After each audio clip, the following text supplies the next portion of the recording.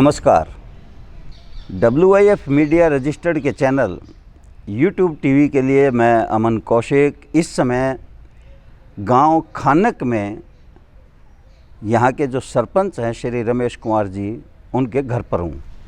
रमेश जी, सबसे पहले तो हम ये जानना चाहेंगे कि ये जो खानक गांव है, इस खानक गांव में इस महामारी के संकट के दौरान किस प्रकार से आम आदमी जीवन व्यतीत कर रहा है, और आप यहाँ के सरपंच हैं तो आपके स्तर पर यहाँ के लोगों को कोई तकलीफ न हो, इसके लिए क्या कुछ किया जा रहा है, कृपया विस्तार से बताइए।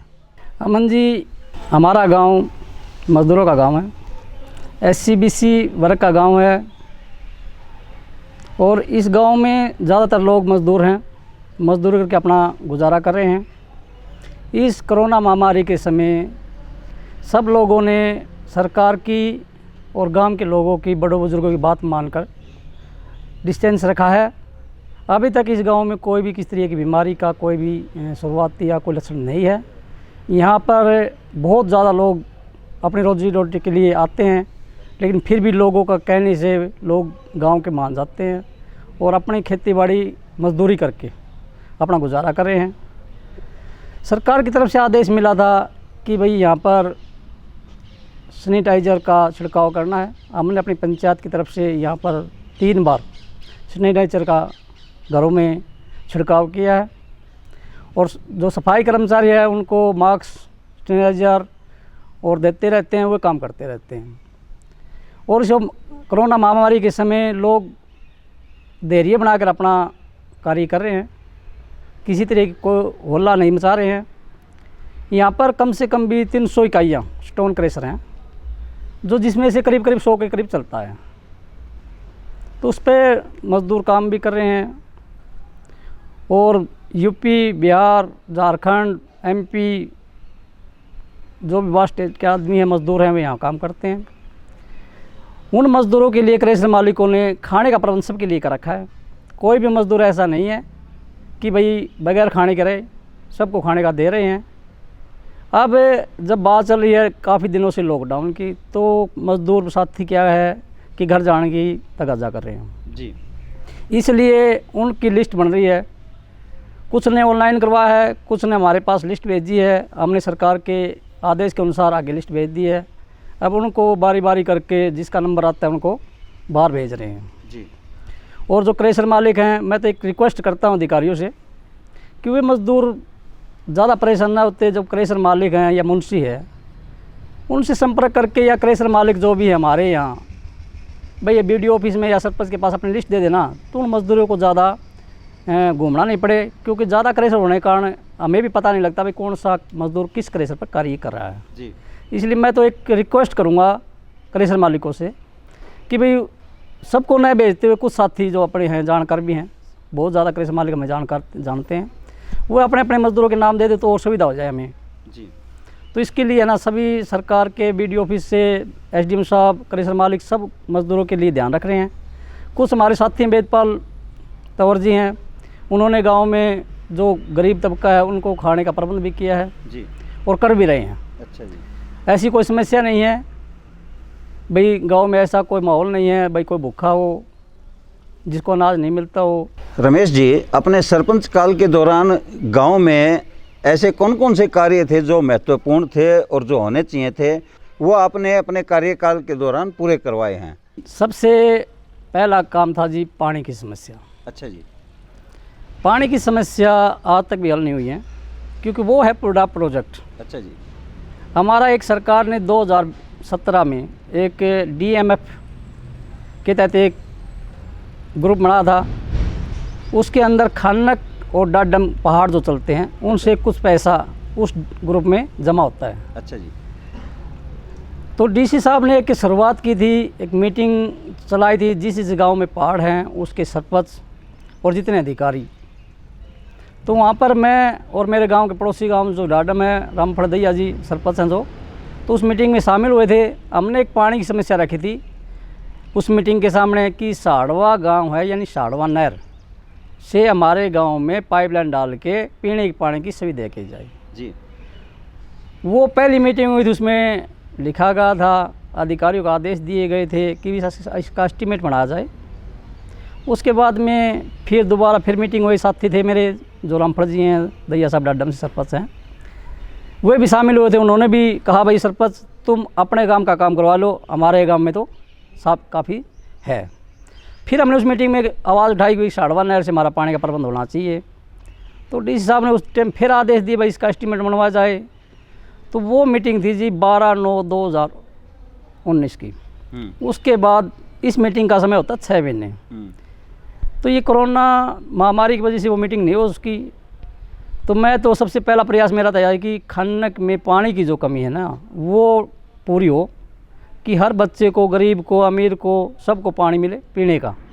क्योंकि यहाँ जो पानी आता है वो सुंदर ब्रांच से आता है और खन्नक माइनर जो कि उस सुंदर ब्रांच का सबसे लास्ट में पड़ता है, इसलिए यहाँ पानी पहुँचने में असमर्थ है। अच्छा।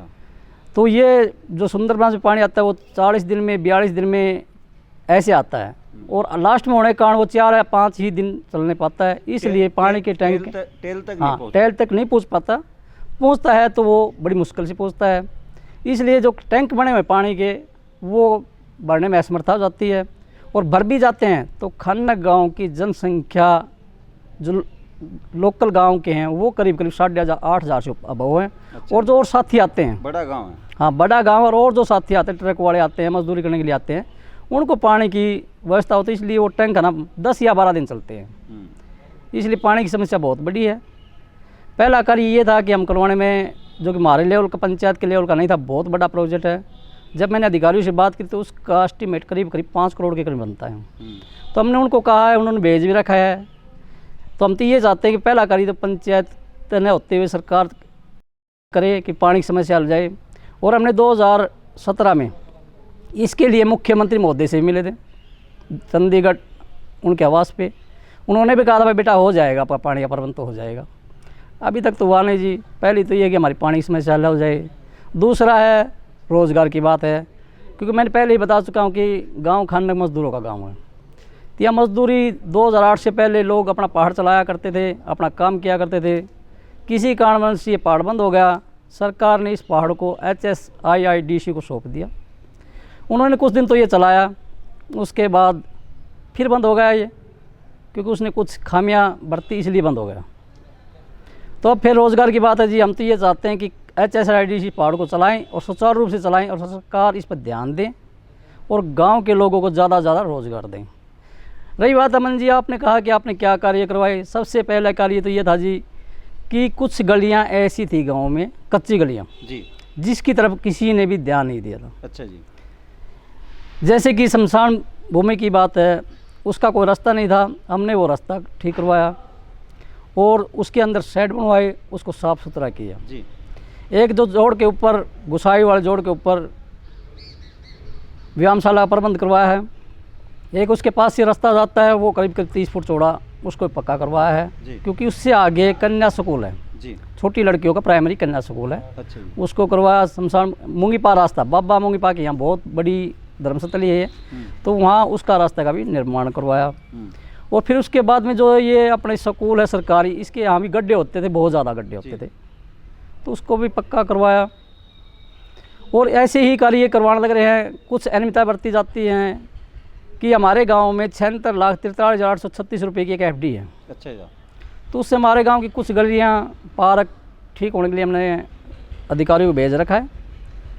यदि वो FD टूट जाए तो उसके लिए क्या है कि हम आगे कार्य और करा सकते हैं और गलियां पक्की हो जाएं। समस्या बहुत बड़ी है क्योंकि गांव बहुत बड़ा है, इसलिए गलियां भी बहुत कच्ची है अभी भी। कुछ गलियां तो ऐसी हैं कि जब से देश आज़ाद हुआ है, हम जन्मे हैं, उस दिन से आज से भी कच्ची हैं। परंतु सुनने में तो ये आ रहा है कि सरकार बहुत रुपया दे रही है गलियां बनने के लिए, ब्लॉक्स लगाने के लिए, तुरंत पैसे पास होते हैं। देखो ऐसा है जी, कहने के लिए कुछ भी कहें, surcharge rate, fit finance, PRI, इनका पैसा आता है। जो सरकार की स्कीमें हैं, जो सेंटर सरकार की स्कीमें हैं, उनका पैसा आता है। गांव बड़ा होने के कारण सारी गलियों का निर्माण नहीं करा सकते, क्योंकि एकदम मैंने आपको जब भी बताया ना, ये 4-5 कार्य बड़े बड़े कार्य थे ये, क्यों ये गलियाँ बहुत कच्ची थी, बहुत पुरानी थी। तो सरकार कहती है पैसे एट ए टाइम देते हैं, तो उसके एस्टीमेट हम भेजते रहते हैं। सरकार कितना बजट पास करती है वो आप लोगों को पता, हमें तो पता है भाई कितना ये दे रही है। और रही बात जैसे कि हमारे पड़ोस में ही गांव है डाडम, वहाँ एक पहाड़ है, उनको तो सरकार जो ठेकेदार प्राइवेट चला रहे हैं उनको तो 7-8% दे रहे हैं, और हमारे गांव को ओनली इतना बड़ा पहाड़ होते हुए भी 25 लाख रुपए प्रति ईयर वित्तीय सहायता के रूप में दे रहे हैं। और जब हम अधिकारियों से बात करते हैं तो कहते हैं कि आपकी पहली पंचायत थी, आपसे पहली जो पंचायत थी, उन्होंने ये प्रस्ताव कर रखा है 20 साल तक हम इससे आगे नहीं दे सकते। तो इसलिए पैसा कहाँ से आएगा? 25 लाख में सर अमन जी क्या होता है? 25 लाख में तो एक जब बड़ी गली बनाना चाहते हैं ना तो वही बनती है, नहीं सारा हो जाता है। सरपंच साहब, वर्तमान सरकार ने अभी कुछ दिन पहले जो शराबबंदी लागू कर रखी थी उसको खोल दिया है। अब कोई भी आदमी सुबह से लेकर रात तक कभी भी दारू खरीद के पी सकता है। तो इसका आपके गांव पर अच्छा या बुरा जो भी असर पड़ रहा हो उसके बारे में हमारे दर्शक जानना चाहते हैं। ऐसा है जी, जब सरकार ने शराबबंदी कर दी थी लॉकडाउन की वजह से, तो यहाँ पर जो स्टॉकर थे, जो भी लोग थे, शराब माफिया कह लो, कुछ भी कहो उनको, वो शराब बेच रहे थे। अच्छा जी। और इतने भाव पर बेच रहे थे कि उसका कोई रेट नहीं था। पीने वाले तो पीते हैं, वो किसी से रोके नहीं रुकेंगे, उसके लिए उनको कुछ भी कीमत देनी पड़े, कहीं जाना पड़े तो पिएंगे। इससे ऐसा हुआ जी लोगों की जेब कम कटेगी। इससे अच्छा भी लग रहा है कि लोगों की जेब कम कटेगी, लेकिन एक ऐसा भी लग रहा है कि लोग पी के ना उसको उद्यम पाड़म भी मचाएंगे। इसलिए ऐसा है जी, दोनों से हैं, एक लाभ भी है और एक हानि भी है। हानि तो ये है कि ज़्यादा पिएंगे तो ज़्यादा ख़राब होंगे, बाहर घूमेंगे, लॉकडाउन का पालन नहीं करेंगे। और अच्छा ये है जी, लोगों की जेब नहीं कटेंगी, सस्ते भाव उनको शराब मिल जाएगी। रमेश जी, आप लगभग 46 साल के आसपास हो गए हैं।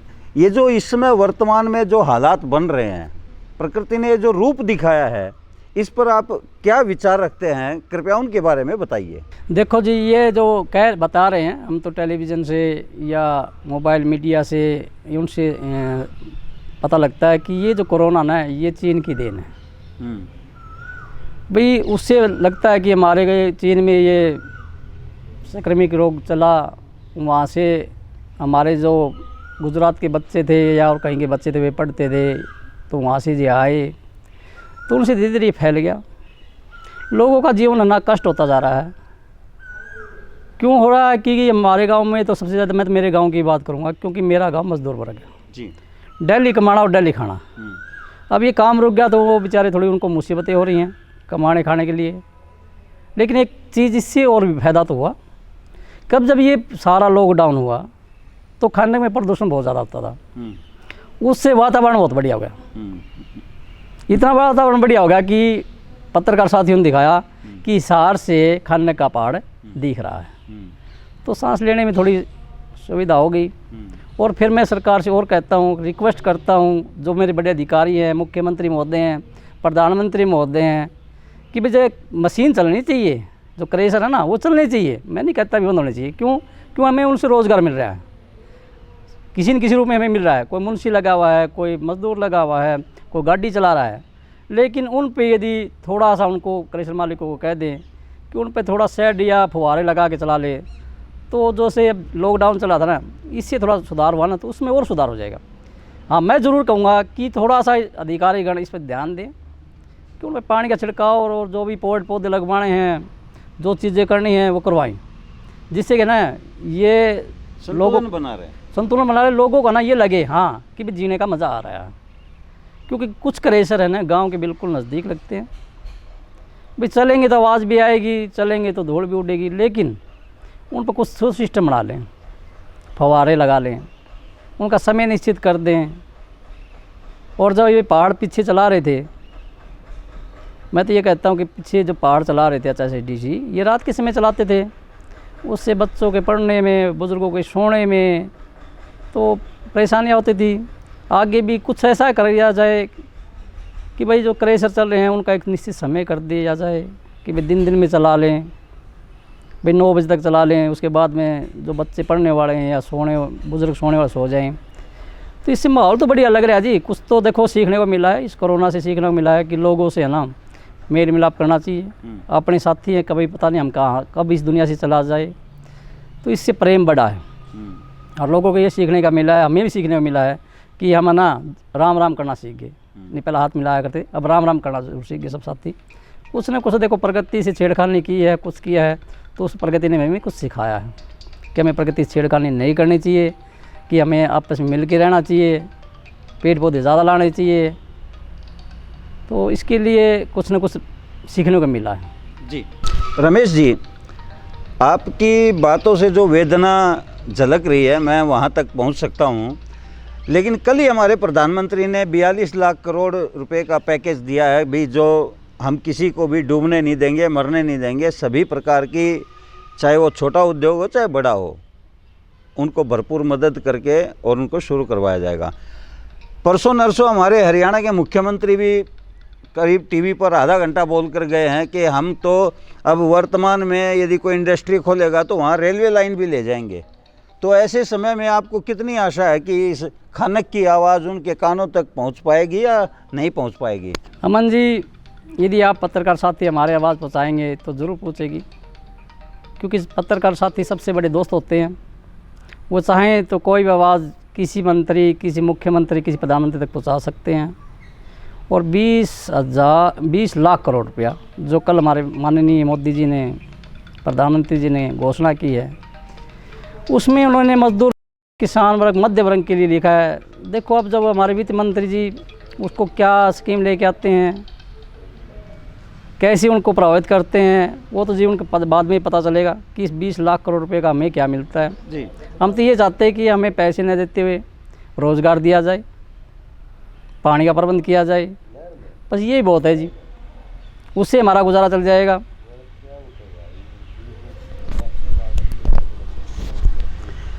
मैं अमन कौशिक, WYF मीडिया रजिस्टर्ड का डायरेक्टर, आप सभी दर्शकों से प्रार्थना करता हूं कि जहां 20 लाख करोड़ रुपए का पैकेज है और जहां हरियाणा के मुख्यमंत्री इतनी लंबी लंबी बातें करते हैं, वहां पर भिवानी के पास में ये जो खानक गांव है, इनकी डिमांड सिर्फ इतनी है कि यहाँ जो मशीनें बंद हैं, यहाँ जो क्रेशर बंद हैं, सिर्फ उनको चलवा दिया जाए तो हज़ारों लोगों को रोजी रोटी सुखपूर्वक मुहैया हो जाएगी।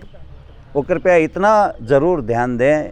यह बात उन तक पहुंचाने के लिए मैं हमारे दर्शकों से प्रार्थना करूंगा कि इस वीडियो को शेयर करें। दर्शकों, ये हैं श्री रमेश कुमार जी, खानक गांव के सरपंच, जिन्होंने आज अपनी बात आप तक पहुंचाई है। और कृपया इस वीडियो को शेयर अवश्य कीजिएगा। और आपको ये इनका इंटरव्यू कैसा लगा, अपने विचारों से भी हमें अवगत अवश्य करवाइएगा। रमेश जी, आपने समय दिया और अपने विचार हमारे दर्शकों तक पहुंचाए हैं, इसके लिए मैं आपका बहुत बहुत शुक्रिया अदा करता हूं। आपका बहुत बहुत धन्यवाद, बहुत बहुत आभार। अमन जी, सबसे बड़ा आभार आप मीडिया साथियों का, जो हमारी आवाज़ आगे पहुंचाने में हमारी सहायता करते हैं। और फिर दोबारा फिर कहूँगा मैं, यदि हमारे गांव में पानी का प्रबंध और रोज़गार का प्रबंध हो जाए ना, तो इसके लिए हम आपको, और रोजगार के लिए ज़रूरी है क्रेशर चले। रोज़गार के लिए सबसे पहले ज़रूरी है क्रेशर बाद में चलेंगे, पहले पहाड़ चला जाए। अच्छा जी। जब क्रेशरों वालों को बढ़िया क्वालिटी का बढ़िया माल मिलेगा, तब ही जाके वे क्रेशर चलेंगे। यदि ये खन्न का पहाड़ चला दिया जाए तो जो इकाइयाँ बंद पड़ी हैं वो सारी चल जाएंगी। तो सबसे पहले सरकार ने जो HSIIDC ने ये पहाड़ दे रखा है, तो सबसे पहले तो मैं मुख्यमंत्री जी को ये कहूँगा कि पूरा पहाड़ चलाया जाए, जो कि सब क्रेशर मालिक अपना काम चलाएं। और वो काम चलाएंगे ना, क्रेशर चलाएंगे, तो अब तो क्योंकि इस कोरोना महामारी में जो हमारे साथी मजदूर भाई यूपी बिहार के बाहर गए हैं, वो कई दिन तो आने से रहे, इसलिए हमारे लोगों को काम ज़्यादा मिल जाएगा। हो सकता है कि क्रेशर मालिक हमारे लोगों का काम देख के केवल हमें काम पर रख लें, उनके में ज़रूरत ही ना पड़े। तो इसलिए मैं तो मुख्यमंत्री जी से ये कहूँगा कि खन्न का पूरा पहाड़ जल्दी से जल्दी चलाया जाए, जो कि लोगों को रोज़गार ज़्यादा मिल सके। दर्शकों, जिस प्रकार से खानक गांव के सरपंच श्री रमेश कुमार जी इस इलाके की एक महत्वपूर्ण हस्ती हैं, इसी प्रकार की एक और हस्ती के साथ मैं आपके सामने फिर पेश हूँगा। तब तक मुझे अमन कौशिक को दीजिए इजाज़त। और हाँ, ये वीडियो कैसा लगा, इस पर अपने विचारों से हमें अवगत अवश्य करवाइएगा। जय हिंद।